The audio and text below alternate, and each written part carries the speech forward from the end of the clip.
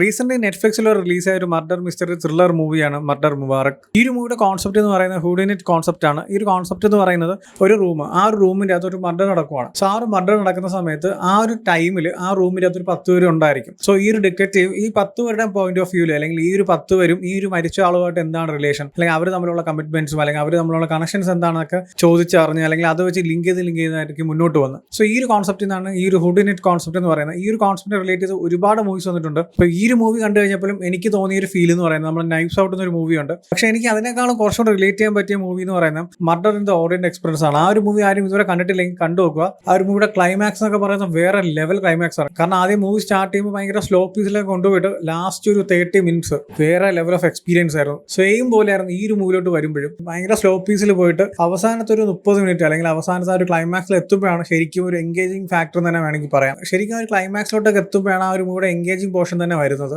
ഈ ഒരു മൂവിയുടെ സ്റ്റോറി എന്ന് പറയുന്നത് റോയൽ ഡൽഹി ക്ലബ്ബ് എന്ന് പറയുന്ന സിറ്റിയിലെ തന്നെ ബിഗ് ഷോട്ട്സ് ഒക്കെ ഉള്ള ഒരു ക്ലബ്ബാണ്. സോ ആ ഒരു ക്ലബ്ബിൽ സിനിമ തുടങ്ങുമ്പോൾ തന്നെ കാണിക്കുന്ന ഒരു മർഡർ ഉണ്ട്. സോ ആദ്യം എല്ലാവരും വിചാരിക്കും അതൊരു ബൈ ആക്സിഡന്റ് നടന്നതാണ് അല്ലെങ്കിൽ ഒരു സൂസൈഡ് ആണ്. സോ പിന്നീടാണ് എല്ലാവരും മനസ്സിലാക്കുന്ന ഒരു മർഡർ ആണെന്ന്. സോ ഇതിനുശേഷം ആ ഒരു ക്ലബ്ബിലോട്ട് വരുന്ന ഒരു പോലീസ് ഓഫീസർ ഒരു മർഡറിന്റെ ബാക്കിലുള്ള കാര്യങ്ങളൊക്കെ എന്താണെന്ന് അല്ലെങ്കിൽ ആ ഒരു കേസ് സോൾവ് ചെയ്യുന്നതാണ് ഈ സിനിമ സംസാരിക്കുന്നത്. സോ ഈ ഡിറ്റക്റ്റീവ് വന്നതിന് ശേഷം ആ ഒരു മർഡർ നടക്കുന്ന ടൈമിൽ ആ ഒരു ക്ലബ്ബിൽ ആരൊക്കെ ഉണ്ടായിരുന്നു, അല്ലെങ്കിൽ മരിച്ച ആളും ഈ ഒരു ക്ലബ്ബിലുള്ള മറ്റൊരുമായിട്ടുള്ള കണക്ഷൻസ് എന്താണ്, അല്ലെങ്കിൽ അയാൾക്ക് ക്ലോസ് ആയിട്ടുള്ള ആൾക്കാർ ആരാണ്. സോ ഇങ്ങനെ അയാളുമായിട്ട് ലിങ്ക് ചെയ്യാൻ പറ്റുന്ന അല്ലെങ്കിൽ അയാളുമായിട്ട് നല്ല രീതിക്ക് കണക്ട് ചെയ്യാൻ പറ്റുന്ന എല്ലാവരുടെ പോയിന്റ് ഓഫ് വ്യൂവിൽ ഈ ഒരു കേസ് അന്വേഷണം മുന്നോട്ട് പോകും. ഞാൻ നേരത്തെ പറഞ്ഞ പോലെ തന്നെ ഹൂഡിനെറ്റ് കോൺസെപ്റ്റിലാണ് ഈ സിനിമ സംസാരിക്കുന്നത്. പക്ഷേ ഈ ഒരു മൂവി ആദ്യമൊക്കെ നൈസായിട്ട് കാര്യങ്ങളൊക്കെ നൈസായിട്ട് പറഞ്ഞു പോകുന്നുണ്ടെങ്കിലും പിന്നീട് അവസാനത്തെ ഒരു പോർഷൻ വരെ ഒരു സ്ലോ പീസാണ്. സോ അതൊന്നും പറഞ്ഞാൽ അത്ര ബോറായിട്ടല്ല പറയുന്നത്, അത്ര വലിയ കിടിലം എൻഗേജിംഗ് ആയിട്ടുള്ള കോൺസെപ്റ്റും അല്ല. ഒരു മിഡിലായിട്ട് നിന്ന് കാര്യങ്ങളൊക്കെ നൈസായിട്ട് ഹാൻഡിൽ ചെയ്ത് അതിനിടയ്ക്ക് തന്നെ ഒരു ലൈക്ക് എന്താ പറയുക കോമഡി എന്നൊരു കോൺസെപ്റ്റ് നൈസായിട്ട് ചെറുതായിട്ട് മിക്സ് ചെയ്ത്, അതായത് ഡിറ്റക്റ്റീവിന്റെ പോയിന്റ് ഓഫ് വ്യൂവിൽ കേസ് അന്വേഷിക്കുമ്പോൾ എല്ലാവരും ജോലിയായിട്ട് വെച്ച് അല്ലെങ്കിൽ ഒരു ഭയങ്കര സീരിയസ്നെസ് ആയിട്ടുള്ള കാര്യങ്ങളൊന്നും ഇല്ലാതെ വളരെ സിമ്പിൾ ആയിട്ടാണ് ഒരു കേസ് അന്വേഷിക്കുന്നത്. സോ അങ്ങനെയാണ് ആ മൂവി മുന്നോട്ട് പോകുന്നത്. പക്ഷേ മൂവിയുടെ ലാസ്റ്റ് ഒരു 30 മിനിറ്റ്സ് ഉണ്ടല്ലോ, അതായത് ഈ ഒരു കേസ് സോൾവ് ചെയ്ത് ഈ ഒരു മർഡറിന്റെ ബാക്കിൽ ആരാണെന്ന് കാണിക്കുന്നത്, അത്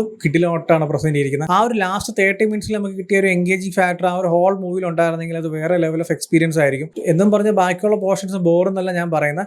ബാക്കി ഓരോ ആൾക്കാരുടെ പോയിന്റ് ഓഫ് വ്യൂലും അല്ലെങ്കിൽ അവരെ കണക്ട് ചെയ്ത് പോകുന്നതൊക്കെ ഭയങ്കര സ്ലോ ആയിട്ടാണ്. അതായത് പെട്ടെന്ന് തീർക്കാൻ പറ്റിയ ഒരു കാര്യമായിരിക്കും. പക്ഷേ എന്തായാലും അതിനെ വലിച്ചു നീട്ടി കുറച്ചും കൂടി ഡീറ്റെയിൽ ആയിട്ട് കാണിച്ച് അതിൻ്റെ ആവശ്യമൊന്നും ഇല്ലായിരുന്നു. പക്ഷെ അത് കുറച്ചിങ്ങനെ എക്സ്റ്റെൻഡ് ചെയ്ത് കാണിക്കുന്ന ഫീൽ തോന്നി.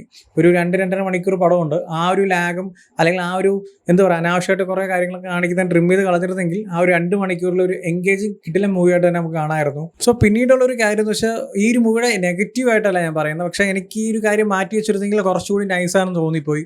ഞാൻ നേരത്തെ പറഞ്ഞ പോലെ തന്നെ ഹൂഡിനെറ്റ് കോൺസെപ്റ്റിൽ നിന്ന് ബേസ് ചെയ്തിട്ടാണ് ഈ മൂവി സംസാരിക്കുന്നത്. സോ ആ ഒരു മർഡർ നടന്ന ആ ഒരു സ്ഥലത്തുള്ള ആൾക്കാരുമായിട്ടുള്ള കണക്ഷൻസ് ഒക്കെ രീതിയിലാണ് ഈ മൂവി മുന്നോട്ട് പോകുന്നത്. സോ അങ്ങനെ വരുമ്പോൾ തന്നെ ഈ ഒരു മൂവിയിൽ മറ്റുള്ള ക്യാരക്ടേഴ്സിനെ ചോദ്യം ചെയ്യുമ്പോഴോ അല്ലെങ്കിൽ മറ്റുള്ള ക്യാരക്ടേഴ്സിന്റെ പോയിന്റ് ഓഫ് വ്യൂലൊക്കെ പോകുമ്പോൾ ഈ മരിച്ച ആളോട്ടുള്ള കണക്ഷൻസ് ഒക്കെ ചോദിക്കുമല്ലോ, അതൊക്കെ വളരെ സിമ്പിൾ ആയിട്ട് പറഞ്ഞു തീർക്കാൻ പറ്റിയ കാര്യമാണ്. എന്നാലും അതിന് വലിയൊരു ഫ്ലാഷ് ബാക്ക് ക്രിയേറ്റ് ചെയ്ത് പിന്നെ അതിൽ ഒരുപാട് ക്യാരക്ടേഴ്സിനെ കൊണ്ടുവന്ന് ഒരു വലിയൊരു സ്റ്റോറി, അതായത് ഒരു സ്റ്റോറി സംസാരിച്ചുകൊണ്ടിരിക്കുകയാണ്, പെട്ടെന്ന് ഡൈവേർട്ട് ചെയ്ത് വേറെ സ്റ്റോറിയിലോട്ടൊക്കെ പോയി പിന്നെ അവിടെ നിന്ന് തിരിച്ചു വന്ന് പിന്നെ ആ ഒരു സെയിം ട്രാക്കിലോട്ട് പിന്നീട് മുന്നോട്ട് പോയി പിന്നെ വേറൊരു ക്യാരക്ടർ. സോ ഈ ആവശ്യമില്ലാത്ത രീതിയിൽ ഒരുപാട് ഡൈവേർഷൻസ് ഒക്കെ എടുത്ത ഒരു ഫീൽ വന്നു. ആ ഒരു കാര്യങ്ങളൊന്നും ഇല്ലായിരുന്നെങ്കിൽ ഈ ഒരു മൂവി കുറച്ചും കൂടി എൻഗേജിംഗ് ആയിട്ട് തോന്നിയേനെ. സോ ഓവറോൾ ഒരു നൈസാണ് കണ്ടിരിക്കാൻ പറ്റിയ ഒരു അടിപൊളി മൂവിയൊക്കെ തന്നെയാണ്. ആൻഡ് എടുത്തു പറയേണ്ട കാര്യം ഈ മൂവിയുടെ കാസ്റ്റ് ആൻഡ് ക്രൂ ആണ്. ചെറിയൊരു കാസ്റ്റ് ആൻഡ് ക്രൂ അല്ല ഈ മൂവിക്ക് വരുന്നത്. പങ്കജ് ത്രിപാഠി, കരിഷ്മ കപൂർ, വിജയ് വർമ്മ, സാര അലി ഖാൻ, ഡിംപിൾ കപ്പാഡിയ, അങ്ങനെ ഒരുപാട് കിടിലം കാസ്റ്റുള്ള ഒരു മൂവിയാണ്. സോ അതുകൊണ്ട് തന്നെ എല്ലാവരുടെയും പെർഫോമൻസും അടിപൊളിയാണ്. ഞാൻ നേരത്തെ പറഞ്ഞ പോലെ തന്നെ നൈഫ്സ് ഔട്ടോ അല്ലെങ്കിൽ അങ്ങനത്തെ മൂവീസിന്റെ ഒരു രീതി വെച്ചിട്ട് ഒരിക്കലും ഈ മൂവി അപ്രോച്ച് ചെയ്യില്ല. അങ്ങനെയല്ല മൂവി.